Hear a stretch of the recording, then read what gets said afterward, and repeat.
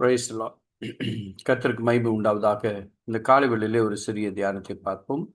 யோவான் எழுதின சுவிசேஷம் 14வது அதிகாரம் 1வது வசனம். யோவான் எழுதின சுவிசேஷம் 14:1. உங்கள் இருதயம் கலங்காதிருப்பதாக. தேவனிடத்தில் விசுவாசமாயிருங்கள், என்னிடத்திலும் விசுவாசமாயிருங்கள். உங்கள் இருதயம் கலங்காதிருப்பதாக. வசனம் 27 சொல்லுகிறது, சமாதானத்தை வைத்து போகிறேன், என்னுடைய சமாதானத்தையே உங்களுக்கு கொடுக்கிறேன், உலக பிரகாரம் அல்ல நான் கொடுக்கிறதில்லை, உங்கள் இருதயம் கலங்காமலும் பயப்படாமலும் இருப்பதாக என்று இயேசு கிறிஸ்து நம்மை பார்த்து சொல்லுகிற இந்த வார்த்தை 16:22 சொல்லப்பட்டிருக்கிறது, உங்கள் சந்தோஷத்தையும் சமாதானத்தையும் உங்களிடத்திலிருந்து ஒருவனும் எடுத்து போட முடியாது. ஏனென்றால் தேவன் கொடுத்த சமாதானம், தேவன் கொடுத்த சந்தோஷம், தேவன் கொடுத்த ரட்சிப்பு, தேவன் கொடுத்த எல்லா நற்காரியங்களையும் யாரும் நம்மிடத்திலிருந்து எடுத்துக்கொள்ள முடியாது. இது ஆண்டவர் கொடுக்கிற, இயேசு கிறிஸ்து கொடுக்கிற, நம்முடைய வாழ்க்கையிலே நமக்கு கொடுக்கிற வாக்குத்தத்தம். இந்த வார்த்தை எதை நம்மை பலப்படுத்துகிறது என்றால், விசுவாசத்தையும் நம்பிக்கையும், தேவன் மேல் வைத்திருக்கிற விசுவாசத்தையும் நம்பிக்கையும் நம்முடைய வாழ்க்கையிலே அதிகரிக்க செய்ய உதவுகிறது என்று வேதம் சொல்லுகிறது. ஒரு சமயத்திலே மார்க் 4:40 சொல்லப்படும் பொழுது, இயேசு படகிலே பிரயாணப்பட்டு கொண்டிருக்கும் பொழுது சீசர்களோடு ஒரு பெருங்காற்று வந்து படகுகள் அமிழத்தக்கதான காற்றுகள் வீசி சீசர்கள் பயப்பட்டார்கள். அப்பொழுது இயேசு அவர்களை நோக்கி சொன்ன வார்த்தை, ஏன் இப்படி பயப்பட்டீர்கள், ஏன் விசுவாசம் இல்லாமல் போயிற்று என்று சொல்லி அவர்களை பார்த்து கேட்டார். அப்போ நாம் பயப்படுவதினாலே நாம் கலங்குகிறோம். விசுவாசத்தினுடைய பலவீனமாகிறது. விசுவாசத்திலே நாம் தளர்ந்து போகிறோம். பயப்படுகிறதுனாலே கலங்கும் போது, நம்முடைய இருதயம் கலங்கி இருக்கும் பொழுதும் நாம் பயப்படுகிறோம். பயப்படும் பொழுது நம்மில் இருக்கிற விசுவாசம், நம்பிக்கை எல்லாம் கொஞ்சம் கொஞ்சமாக குறைகிறது. ஆயினால்தான் சொல்லுகிறார், உங்கள் இருதயம் கலங்காதிருப்பதாக, தேவனிடத்திலே விசுவாசமாயிருங்கள், என்னிடத்திலும் விசுவாசமாயிருங்கள் என்று இயேசு கிறிஸ்து நம்மை பார்த்து சொல்லுகிறார். அப்போ இந்த விசுவாசம், நம்பிக்கை, ஒரு சில விதமான கலக்கங்கள், பயங்கள் நம்மிடத்தில் காணப்படும் பொழுது நாம் யாரை நோக்கி செல்ல வேண்டும் என்று வேதம் தெளிவாக சொல்லுகிறது, கர்த்தரை நாடி அவரை செல்ல வேண்டும். அன்னாள் பாருங்க, தேவனுடைய சமூகத்தை நாடி அவள் தன்னுடைய இருதயத்தை ஊன்றி ஜெபித்தாள் என்று வேதம் சொல்லுகிறது. அது மட்டுமல்ல, மரியாள் தன்னை விட்டு எடுபடாத நல்ல பங்கை தெரிந்து கொண்டால் கர்த்தருடைய பாதத்தை தெரிந்து கொண்டார். நாமும் அப்படித்தான்.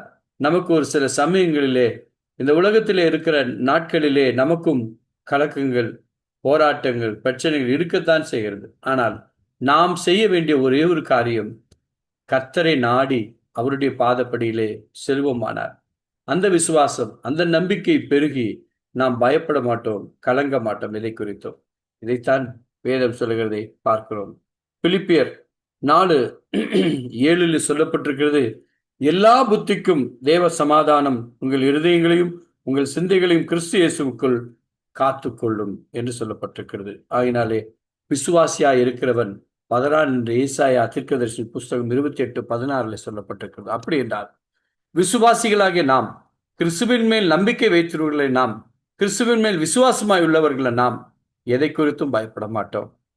ஏன் கலங்குகிறோம் என்று சொன்னால், ஒரு சில சமயங்களிலே நம்முடைய வாழ்க்கையில இருக்கிற பிரச்சனைகளை குறித்து நாம் சிந்திக்கும் போது நமக்கு கலக்கம் வருகிறது. ஒரு சில தேவைகள் வரும் பொழுது, இந்த தேவைகள் எல்லாம் நான் எப்படி சந்திக்கப் போகிறேன் என்று சிந்திக்கும் பொழுது நமக்குள் ஒரு கலக்கங்கள் வருகிறது. பலவிதமான சூழ்நிலைகளை, ஒரு சில விதமான சூழ்நிலைகள் நம்மை தாக்கும் பொழுது, வரும் பொழுது, அதை குறித்து நாம் சிந்திக்கும் பொழுது நமக்குள் ஒரு கலக்கம் உண்டாகிறது.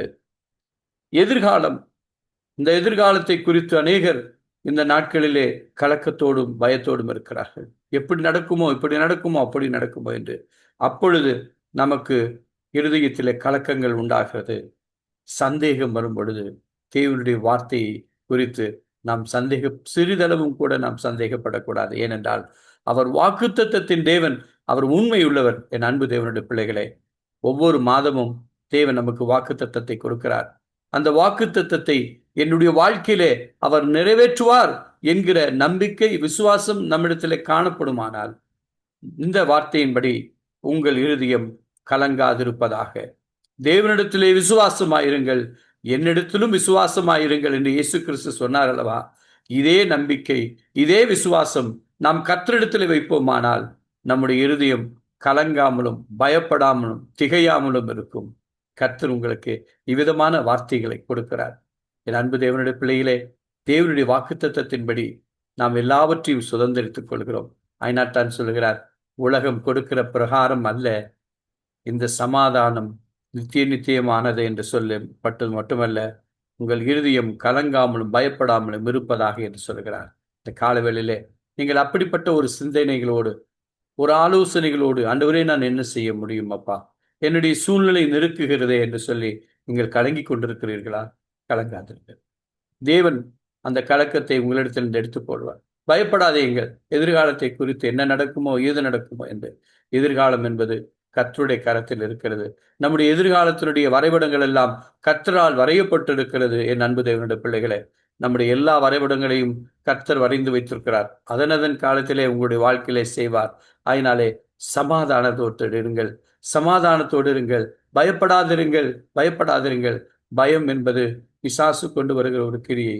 அந்த கிரியை விட்டு நீங்கள் விலக்கி, என் தேவன் எனக்கு சமாதானத்தை தந்திருக்கிறார், என்னுடைய தேவன் என்னிடத்தில் இருக்கிற பயத்தை எடுத்து போட்டு விட்டார் என்று நீங்கள் விசுவாசத்தோடு நீங்கள் அறிக்கை செய்து, தேவனுடைய பாதப்படியிலே மரியாதை போல, அன்னாளை போல நீங்கள் நாடி செல்வீர்கள். ஆனால் உங்கள் இருதயம் கலங்காமலும் திகையாமலும் இருக்கும். என் அன்பு தேவனுடைய பிள்ளையே, இந்த காலவெளியிலே உங்கள் இருதயங்கள் கலங்காதிருப்பதாக.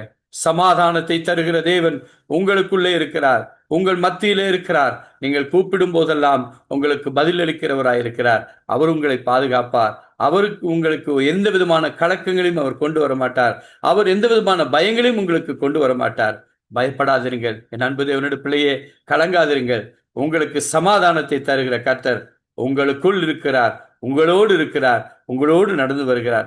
இந்த 7 மாதங்களை சமாதானத்தோடும் சந்தோஷத்தோடும் நடத்தி வந்த தேவன் தொடர்ந்து நம்முடைய வாழ்க்கை, நம்முடைய ஜீவ நாட்களெல்லாம் தேவனுடைய வழிநடத்துதல் நமக்கு சமாதானத்தோடு நடத்தப்படும். கர்த்தர் உங்களை ஆசீர்வதிப்பார். ஆமேன், ஆமேன், ஆமேன். Praise God.